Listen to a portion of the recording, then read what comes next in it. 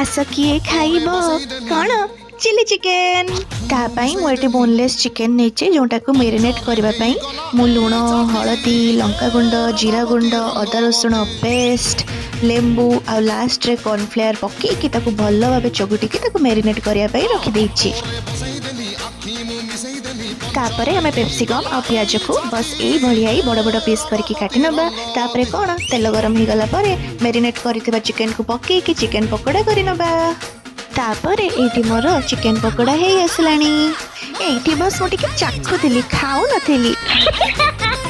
तापरे बस कटा अदा रसुण पकईकी काटिकी रखिथिबा पियाज पेप्सिकम को पकईकी स्वाद अनुसार लुण हलदी चिकेन मसला को पकईकी ताको भल भाबे मिक्स करि नबा।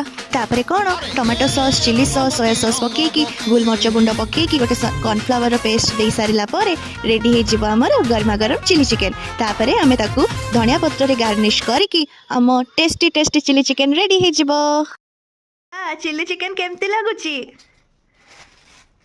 बढ़िया बढ़िया है तो डन तो मस्त मस्त।